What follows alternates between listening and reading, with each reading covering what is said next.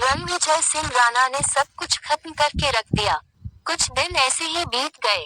हर्षवर्धन अस्पताल से मेंशन वापस नहीं आया, बल्कि शिवाय के पास ही रहा। शिवाय को होश आ गया था, लेकिन किसी ने शिवाय को कुछ नहीं बताया। लेकिन अब राजवीर से रहा नहीं गया, तो उसने सब कुछ शिवाय को बता दिया। शिवाय जैसे जैसे सुन रहा था, उसका गुस्सा बढ़ता जा रहा था। उसने हर्षवर्धन की तरफ देखकर कहा, चाचू इतना सब कुछ हो गया और आपने मुझे बताया नहीं। हर्षवर्धन बोला, मैं तुम्हें परेशान नहीं देखना चाहता था। शिवाय अब काफी हद तक ठीक हो गया था, खुद से बैठ सकता था। शिवाय बेड से उठा और उसने राजवीर को अपने कपड़े पहनने के राजवीर ने शिवाय के कपड़े पहनने में हेल्प कर दी। हर्षवर्धन ने गुस्से में कहा, शिवाय कहाँ जा रही हो? शिवाय ने कहा, इस कहानी का बयान करने वैसे भी किसी को भी मोनिका पर भरोसा नहीं है, इसलिए आज सबको मार आऊंगा, कहानी खत्म हो जाएगी, रीडर खुश हो जाएंगे। शिवाय गुस्से में वहां से चला गया। हर्षवर्धन ने उसे रोकने की बहुत कोशिश की, लेकिन शिवाय ने किसी की नहीं सुनी। राजवीर भी शिवाय के पीछे पीछे चला गया। राजवीर और शिवाय दोनों ही गाड़ी लेकर राजपूत हवेली की ओर बढ़ गए। शिवाय गाड़ी से उतरा, उसने अपनी गन लोड की और सीधा राजपूत हवेली के अंदर चला गया। राजपूत हवेली में सब बैठे हुए थे। शिवाय को देखकर सबकी आंखें बाहर आ गई। सबको यकीन नहीं था कि शिवाय कुछ ही दिनों में उठकर उनके सामने आ जाएगा। शिवाय ने गन निकाली और एक एक करके सबको शूट कर दिया। शिवाय ने अपना बदला ले लिया और राजवीर के साथ वापस आ गया। 5 साल बाद शिवाय और आर्य की एक प्यारी सी बेटी थी। रूही और आज भी दोनों ने मिलकर एक रेस्टोरेंट खोल लिया और दोनों ही साथ में खुश थे। हर्ष और हीर दोनों के ही 4 साल का बेटा था। दिव्यांश और दृष्टि भी देव के साथ खुश थे। पैंथर और पूर्वी ने भी शादी कर ली थी। शौर्य को पता चल गया कि साची उसकी कॉलेज वाली चाशनी है और वह दोनों भी एक दूसरे को डेट कर रहे थे। विराज और वीर की शादी तय हो गई थी। वंशिका वरदान आदि वरदान की ड्रीम को लेकर लड़ते थे। अपनी जिंदगी में खुशी खुशी जी रहे थे। खुश। मैंने 3 चैप्टर लिख दिए है जहर, राजवीर का डिसीजन और चांटा। लेकिन अब अपडेट नहीं करूंगी, क्योंकि आप सबके कमेंट पढ़कर मुझे भी बहुत गुस्सा आ रहा है। इसे अलग मत करो, यूज अलग मत करो, यही प्रॉब्लम है ना आप सबकी। अभी करती हूँ इस कहानी का था एंड। आप लोगों को हैप्पी एंडिंग चाहिए ना, अभी दे देती हूँ। रणविजय सिंह राणा ने सब कुछ खत्म करके रख दिया। कुछ दिन ऐसे ही बीत गए। हर्षवर्धन अस्पताल से मेंशन वापस नहीं आया, बल्कि शिवाय के पास ही रहा। शिवाय को होश आ गया था, लेकिन किसी ने शिवाय को कुछ नहीं बताया। लेकिन अब राजवीर से रहा नहीं गया, तो उसने सब कुछ शिवाय को बता दिया। शिवाय जैसे जैसे सुन रहा था, उसका गुस्सा बढ़ता जा रहा था। उसने हर्षवर्धन की तरफ देखकर कहा, चाचू इतना सब कुछ हो गया और आपने मुझे बताया नहीं। हर्षवर्धन बोला, मैं तुम्हें परेशान नहीं देखना चाहता था। शिवाय अब काफी हद तक ठीक हो गया था, खुद से बैठ सकता था। शिवाय बेड से उठा और उसने राजवीर को अपने कपड़े पहनने के राजवीर ने शिवाय के कपड़े पहनने में हेल्प कर दी। हर्षवर्धन ने गुस्से में कहा, शिवाय कहाँ जा रही हो? शिवाय ने कहा, इस कहानी का बयान करने वैसे भी किसी को भी मोनिका पर भरोसा नहीं है, इसलिए आज सबको मार आऊंगा, कहानी खत्म हो जाएगी, रीडर खुश हो जाएंगे। शिवाय गुस्से में वहां से चला गया। हर्षवर्धन ने उसे रोकने की बहुत कोशिश की, लेकिन शिवाय ने किसी की नहीं सुनी। राजवीर भी शिवाय के पीछे पीछे चला गया। राजवीर और शिवाय दोनों ही गाड़ी लेकर राजपूत हवेली की ओर बढ़ गए। शिवाय गाड़ी से उतरा, उसने अपनी गन लोड की और सीधा राजपूत हवेली के अंदर चला गया। राजपूत हवेली में सब बैठे हुए थे। शिवाय को देखकर सबकी आंखें बाहर आ गई। सबको यकीन नहीं था कि शिवाय कुछ ही दिनों में उठकर उनके सामने आ जाएगा। शिवाय ने गन निकाली और एक एक करके सबको शूट कर दिया। शिवाय ने अपना बदला ले लिया और राजवीर के साथ वापस आ गया। 5 साल बाद शिवाय और आर्य की एक प्यारी सी बेटी थी। रूही और आज भी दोनों ने मिलकर एक रेस्टोरेंट खोल लिया और दोनों ही साथ में खुश थे। हर्ष और हीर दोनों के ही 4 साल का बेटा था। दिव्यांश और दृष्टि भी देव के साथ खुश थे। पैंथर और पूर्वी ने भी शादी कर ली थी। शौर्य को पता चल गया कि साची उसकी कॉलेज वाली चाशनी है और वह दोनों भी एक दूसरे को डेट कर रहे थे। विराज और वीर की शादी तय हो गई थी। वंशिका वरदान आदि वरदान की ड्रीम को लेकर लड़ते थे। अपनी जिंदगी में खुशी खुशी जी रहे थे। खुश। दृष्टि तो जैसे बेसुध सी खड़ी थी, उसे तो किसी चीज का होश नहीं था। उसने तो कभी नहीं सोचा था कि शादी के अगले दिन ही उसे इतना बड़ा झटका लग जाएगा, उसके बच्चे को दिव्यांश गाली दे देगा। वही पैंथर बस दृष्टि के पैरों को पकड़ कर रो रहा था और तभी पैंथर का फोन वाइब्रेट हुआ। पैंथर जानता था कि वह फोन दिग्विजय सिंह का ही होगा। पैंथर ने फोन निकालकर रिसीव किया तो सामने से आवाज आई, अगर तुम देवर भाभी का मेलोड्रामा खत्म हो गया हो तो डाइवोर्स पेपर मेरे हवाले कर दो, वरना तुम जानते हो मैं क्या करूंगा। पैंथर को गुस्सा तो बहुत आ रहा था, लेकिन दिग्विजय सिंह ने पैंथर को बहुत मजबूर कर दिया था। पैंथर ने बस इतना कहा, मैं आ रहा हूँ। सामने से आवाज आई, 1 मिनट लेट आए तो पूर्वी को एक बात झेलनी पड़ेगी। पैंथर की आंखें खुली की खुली रह गई। पैंथर कुछ बोलता उससे पहले ही फोन कट हो गया। पैंथर खड़ा हुआ, उसने अपने आंसू पूछे और दृष्टि की बाजू पढ़कर कार तक लेकर आया। पैंथर ने दृष्टि को गाड़ी में बैठा दिया और जल्दी से गाड़ी में बैठ गया। पैंथर ने अब यही पर गाड़ी राजावत हाउस के बाहर रोक दी और एक बॉडीगार्ड की तरफ देखकर इशारा किया कि वह दृष्टि को अंदर ले जाए। वो बॉडीगार्ड दृष्टि को अंदर ले गया। दृष्टि तो देव को गोद में लगाए हुए चुपचाप चल रही थी, उसे तो किसी बात का होश नहीं था। वही पैंथर गाड़ी में बैठा और जल्दी से राजपूत हवेली पहुंचा। पैंथर घड़ी देख रहा था, लेकिन फिर भी पैंथर 10 मिनट लेट हो गया। पैंथर ने गाड़ी रोकी और भागता हुआ राजपूत हवेली के अंदर गया, लेकिन राजपूत हवेली के अंदर जाते ही उसकी आंखें खुली थी खुली रह गई। पूर्वी बेसुध सी हवेली के बीचों बीच लेटी हुई थी और एक आदमी के हाथ में बेल्ट थी, जिसने शायद पूर्वी को बेल्ट मारी थी। पूर्वी को ऐसे देखकर पैंथर रणविजय सिंह राणा को देखकर गुर्राया तो रणविजय सिंह राणा ने उसे हाथ दिखाकर रोकते हुए कहा, पहले ही कहा था 1 मिनट लेट हो गए तो पूर्वी को एक बेल्ट लगेगी, अभी तो पूर्वी को सिर्फ 10 बेल्ट ही लगी है और तुम्हारा तो कलेजा फट गया। पेंथर की आंखों में खून उतर आया। पेंथर इस वक्त बहुत गुस्से में था। वह रणविजय सिंह ने पेंथर को देखकर मुस्कुराते हुए कहा, तुम सबको क्या लगा कि तुम रणविजय सिंह से जीत जाओगे? तुम्हें लगता है कि यह हवेली मैंने बातों बातों में हड़प ली? तुम्हें लगता है वंशिका जैसी औरत जो वरदान के नाम से ही जी लेती है, उस औरत से शादी करना आसान था? लेकिन मैंने करी। अपने घटियापन की वजह से मैंने सब कुछ जीत लिया और आज देखो मेरी वजह से पूरा रघुवंशी परिवार बिखरा हुआ है और वह शिवाय बहुत जल्द वह भी मर जाएगा। पेंथर ने डिवोर्स के पेपर रणविजय सिंह के हाथ में रखे और पूर्वी के पास गया। उसने पूर्वी को अपनी बाहों में भर लिया।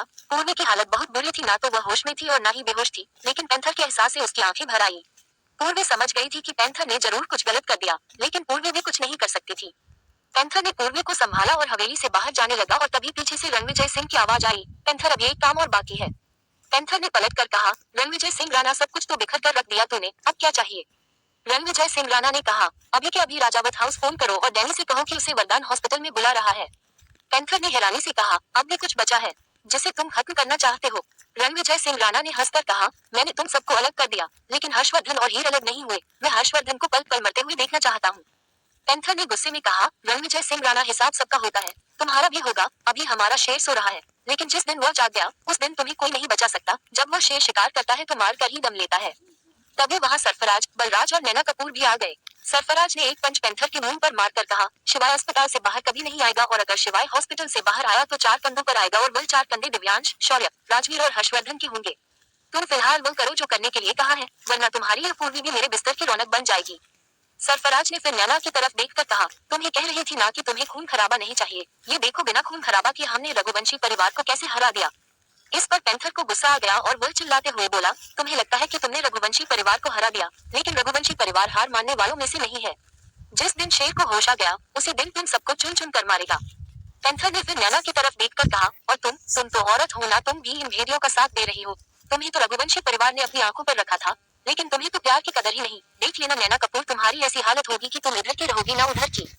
नैना कपूर को कहीं ना कहीं पेंथर की बातों से डर लग रहा था, क्योंकि नैना कपूर शिवाय और दिव्यांश को काफी हद तक जानती थी। वह जानती थी हर्षवर्धन तो आराम से काम करता है, लेकिन शिवाय उसे जब गुस्सा आता है तो वह किसी की नहीं सुनता। नैना कपूर के चेहरे पर हल्का सा डर दिखाई दे रहा था। सरफराज ने नैना कपूर को पीछे से गले लगाकर उसके कंधे पर अपना सिर रखते हुए कहा, डरो मत नैना, हम सब हैं तुम्हारे साथ। रघुवंशी परिवार अब कभी नहीं उठेगा, वह अपने आप को समेटने में ही लगा रहेगा। रणविजय सिंह ने पेंथर की कॉलर पकड़कर उसे गुस्से से कहा, अब बताओ तुम हमारा ये काम करोगे या नहीं? पेंथर के पास ऑप्शन नहीं था। रणविजय सिंह राणा ने उसके हाथ में फोन रख दिया और पेंथर ने डैनी को कॉल कर दिया। पेंथर ने कहा, डैनी वरदान अंकल तुम्हें हॉस्पिटल में बुला रहे हैं। ने दूसरी तरफ से कहा, पेंथर तुम जानते हो यहाँ हीर चाची अकेली है, मैं चाची को ऐसे अकेला छोड़कर नहीं जा सकता। पेंथर ने कहा, लेकिन तुम्हें जाना होगा। पेंथर इससे आगे कुछ कहता उससे पहले ही रणविजय सिंह ने फोन कट कर दिया और पेंथर ने फोन को दीवार में दे मारा। पेंथर ने बेबस होकर पूर्वी को दोबारा उठाया और राजपूत हवेली से जाने लगा तो सरफराज ने फिर से पेंथर को ताना मारते हुए कहा, रणविजय सिंह आज तो तमाशा देखने में मजा आ गया। पूरे रघुवंशी परिवार को एक साथ हमने एक ही झटके में भी बिखेर कर रख दिया। सरफराज की बात पर सब हंसने लगे। पेंथर को गुस्सा आ गया। उसने पलट कर कहा, सरफराज आज मैं रघुवंशी परिवार की तरफ से एक चेतावनी देकर जाता हूँ। तुम लोगों को जितना नुकसान करना था कर लिया। अब अपनी खैरियत चाहते हो तो इंडिया छोड़कर भाग जाओ, क्योंकि जिस दिन रघुवंशी ब्रदर्स खड़े हो गए उस दिन तुम्हें कोई नहीं बचा सकता, कोई भी नहीं। पेंथर ने फिर सरफराज की तरफ देखकर कहा, आज तुमने बहुत तमाशा देख लिया सरफराज, कुछ दिनों बाद मैं तमाशा देखूंगा और जब मैं तमाशा देखूंगा तो तुम पर नोट भी लुटाऊंगा। ये वादा है पेंथर का। पेंथर पूर्वी को लेकर वहाँ से चला गया। वही डैनी ने फोन रखा तो उसे कुछ गड़बड़ लगी, लेकिन वह पेंथर पर यकीन कर सकता था। डैनी ने नोटिस किया कि जब पेंथर दृष्टि को लेकर गया था तो दृष्टि की आंखों में कुछ तो चमक थी, लेकिन जब दृष्टि वापस आई तो दृष्टि बुरी तरह टूटी हुई थी। दृष्टि अपने बच्चों को लेकर एक कमरे में बैठी हुई थी। उसे किसी चीज का सूद नहीं था, उसने तो बस देव को खुद से चिपकाया हुआ था। दृष्टि बहुत रोई थी, अब तो उसकी आंखों से आंसू भी सूख गए थे। उसे इस वक्त अपने परिवार की जरूरत थी, जो उसके पास नहीं था। वह आंखें बंद करती तो उसे दिव्यांश का स्पर्श याद आता। दृष्टि की हालत बहुत बुरी थी। उसे यकीन नहीं हो रहा था कि एक ही रात में उसके साथ यह सब हो गया। वही हीर को तो पता भी नहीं चला कि दृष्टि राजावत हाउस वापस आ गई है।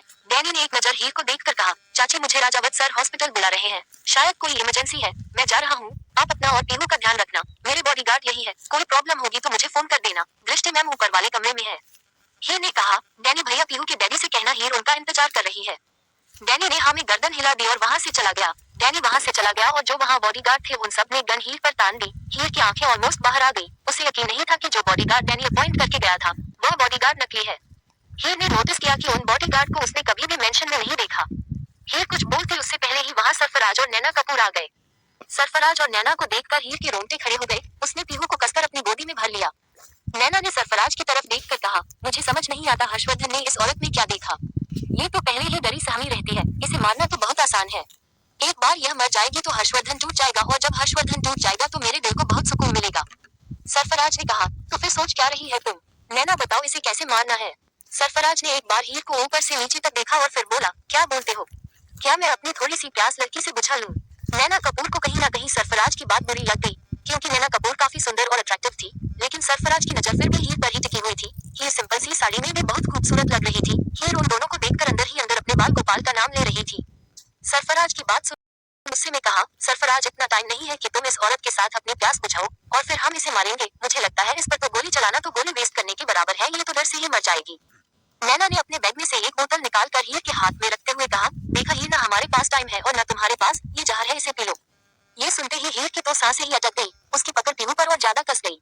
फिर कुछ नहीं बोली, वो तो पहले ही उन सबको देखकर डर गई थी। सरफराज थोड़ा सा आगे आया और उसने हीर को देखकर कहा, वैसे मैं नहीं चाहता कि तुम ऐसे मरो, मैं तो चाहता हूँ कि तुम जिंदगी को थोड़ा सा एंजॉय कर लो, लेकिन अगर मैंने तुम्हारे साथ अपनी जिंदगी एंजॉय की तो मेरी नैना बुरा मान जाएगी और मैं अपनी नैना को नाराज नहीं कर सकता, इसलिए तुम जल्दी से जहर पी लो और अगर तुमने ये जहर नहीं पिया तो हम तुम्हारी इस पीहू को मार देंगे। पीहू को मार देंगे। ये सुनते ही हीर के सिर में दर्द हो गया। वह तो पहले ही रो रोकर बुरी हालत में थी, ऊपर से उसने सरफराज और नैना को देखा तो उसकी तो दिल की धड़कन जैसे रुक से ही गई। नैना ने इस बार थोड़ा गुस्से में कहा, हीर इसे पियो वरना मैं अभी के अभी तुम दोनों माँ बेटी को गोली मार दूंगी। हीर तो हैरानी से नैना को देख रही थी, तो नैना बोली, अब तक तो तुम्हें हर्षवर्धन ने बता दिया होगा कि पीहू मेरी बेटी नहीं है, तो अब मेरी तरफ ऐसे मत देखो जैसे तुम जानते नहीं हो कि पीहू मेरी बेटी नहीं है। मैं पीहू को मारने में सेकंड नहीं लगाऊंगी।